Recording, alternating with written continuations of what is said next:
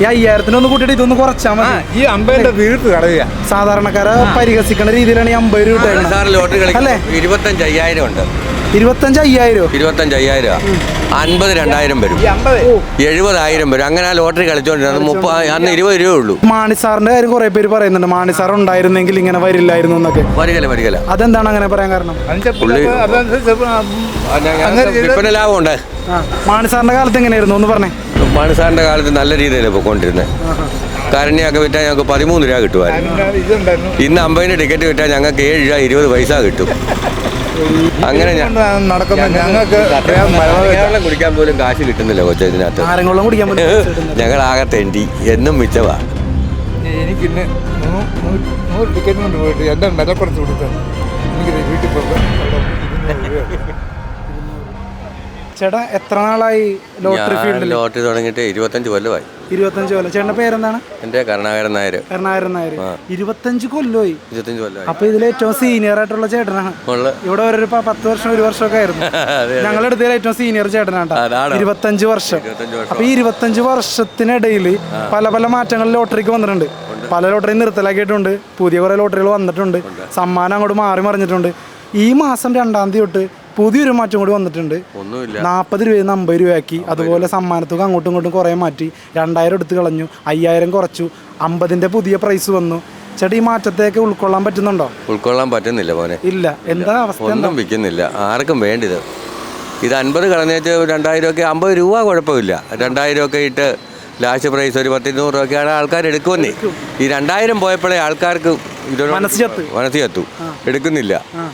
50 ticket പോലും ചിലവാകാൻ പാടാ. മറ്റേ ഞാൻ ഇതൊക്കെ 240 ടിക്കറ്റ് മറ്റേ വിൽക്കുമായിരുന്നു. 240 വെക്കുമായിരുന്നു? 40 രൂപ ടിക്കറ്റ് 240 വിൽക്കുമായിരുന്നു. പ്രൈസ് ഒന്നും വലുതടിച്ചിട്ടില്ലെങ്കിൽ ഇതുകൊണ്ട് നമ്മൾ കാര്യങ്ങളൊക്കെ നടന്ന് 2 കുഞ്ഞുങ്ങളെയൊക്കെ ഇട്ടിട്ട് കാര്യം. അന്നൊക്കെ ഈ പെണ്ണുങ്ങളൊന്നുമില്ല. ഞാൻ ഇറങ്ങുമ്പോഴേ ആണുങ്ങൾ മാത്രമേ ഉള്ളൂ. ലോട്ടറിക്കാരേ കുറവാണ്. ഒരു അവജ്ഞയല്ലേ ലോട്ടറി എന്ന് പറയാൻ. ലോട്ടറിക്കാരെന്ന് പറഞ്ഞാലേ അവജ്ഞയാ. പക്ഷേ ഇതുകൊണ്ട് നമ്മൾ ആദ്യ കാലത്തൊക്കെ ജീവിക്കുമായിരുന്നു. ഇപ്പൊ ഞാൻ അതിൽ നിന്ന് 2 മക്കളുടെ കല്യാണം കഴിപ്പിച്ചു കൊടുത്ത് നല്ല രീതിയിൽ നടന്നു. ഇപ്പൊ ഒരു വകയും കിട്ടുന്നില്ല. ഞങ്ങളെല്ലാവരും കൂടെ ഞാനെന്നേരം പ്ലാൻ ചെയ്തായിരുന്നു 2 ദിവസത്തിന് ലോട്ടറി നിർത്താം എല്ലാവരും കൂടെ. എന്നാൽ അവിടെ ഇരിക്കുകയാണെങ്കിൽ, അതായത് ഈ കഴിഞ്ഞ കുറച്ച് ദിവസത്തിനുള്ളിൽ അതേന്നേ 2-ാം തീയതി തൊട്ടാ ഇപ്പൊ ഞങ്ങൾക്കെല്ലാം ഈ പരാജയം മുഴുവൻ സംഭവിച്ചിരിക്കുന്നു. ആർക്കും ഒന്നുമില്ല. ഇതൊക്കെ ലോട്ടറിക്കാരാ.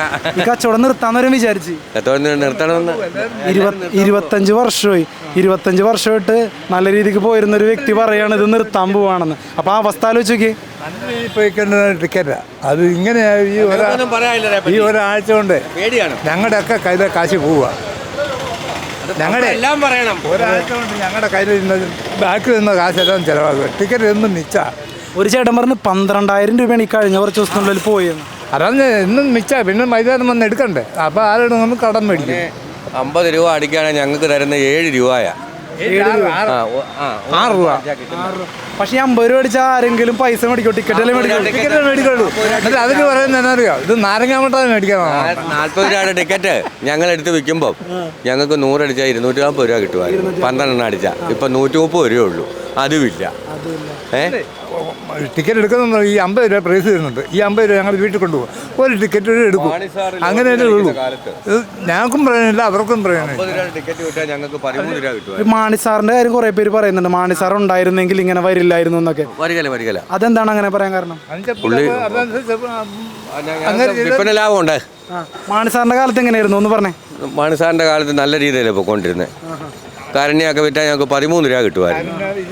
ഇന്ന് 50 ടിക്കറ്റ് വിറ്റാൽ ഞങ്ങൾക്ക് 7 രൂപ 20 പൈസ കിട്ടും. കിട്ടുന്നതാ. അങ്ങനെ നടക്കുന്ന ഞങ്ങൾക്ക് വെള്ളം കുടിക്കാൻ പോലും കാശ് കിട്ടുന്നില്ല കൊച്ചെ. ഇതിനകത്ത് ഞങ്ങളാകെ തെണ്ടി എന്നും മിച്ചവാ. എനിക്കിന്ന് 100 ടിക്കറ്റ് കൊണ്ട് പോയിട്ട് എൻ്റെ വില കുറച്ച് കൊടുക്കാൻ എനിക്കിത് വീട്ടിൽ പോകുമ്പോൾ വെള്ളം 200 രൂപയുണ്ട്. ഈ സാധാരണ എത്രയൊക്കെ കിട്ടിയിരുന്നാണ് ചേട്ടാ? സാധാരണ പ്രൈസ് ഉണ്ടായിരുന്നു. അപ്പോൾ ഇത് വിൽക്കുന്നതിനൊക്കെ കൂടെ പ്രൈസ് കിട്ടുമായിരുന്നു അല്ലേ? ഇപ്പൊ ഒന്നും ഇല്ല. 50 രൂപ അടിക്കും. ഇതപ്പോ ശരിക്കും എന്തിനാണ് ഇവർ ചെയ്തത്? ഈ ബിസിനസ് തന്നെ നിർത്താൻ വേണ്ടിയിട്ടാണ്. തട്ടിപ്പാണ് ആണല്ലേ? ഇത് ഈ ആഴ്ച ലിസ്റ്റ് കാണുമ്പോഴത്തേ ഇഷ്ടം പോലെ പ്രൈസാണ്. വീണിട്ടുണ്ട്. ലിസ്റ്റ് കാണുമ്പോൾ ഇഷ്ടം പോലെ പ്രൈസ് വീണിട്ടുണ്ട്. അല്ല 50 രൂപയുടെയും 100 രൂപയുടെയും പ്രൈസ് ആണ് കൂടുതൽ. 5000-ന്റെ ഒക്കെ എത്ര 12 എണ്ണോ 13 എണ്ണോ 5000 15 എണ്ണോ അല്ലേ? ഈ 5000-ന് ഒന്ന് കൂട്ടിയിട്ട് ഇതൊന്ന് കുറച്ചാൽ മതി. ഈ 50 തീർത്ത് കളയുക. സാധാരണക്കാരെ പരിഹസിക്കുന്ന രീതിയിലാണ് ഈ 50 രൂപ അല്ലേ? 25,000 ഉണ്ട്. 25,000 25,000 50 2000 വരും, 70,000 വരും. അങ്ങനെ ആ ലോട്ടറി കളിച്ചോണ്ടിരുന്നത് അന്ന് 20 രൂപ ഉള്ളൂ. അത് പോയി 30 ആയിക്കോട്ടെ. ചിലർ പറയുന്നുണ്ട് 20 രൂപ ലോട്ടറി കൊണ്ടുവന്നിട്ട് 25 ലക്ഷം നിങ്ങൾ ഫസ്റ്റ് പ്രൈസ് കൊടുത്താൽ മതി എന്ന് പറയുന്നുണ്ട്. അങ്ങനെ പറയുന്നവരുണ്ട്. അത് മതി. ഈ 30 ലക്ഷം 20 ലക്ഷത്തിന് ഈ ലക്ഷങ്ങളുടെ ഈ 12 ലക്ഷം ഒക്കെ ആർക്ക് കിട്ടിയിട്ട് ഒരു ചേട്ടനോട് പറഞ്ഞത് 1-2 നോക്കാറും കൂടി കീറിക്കളയണം.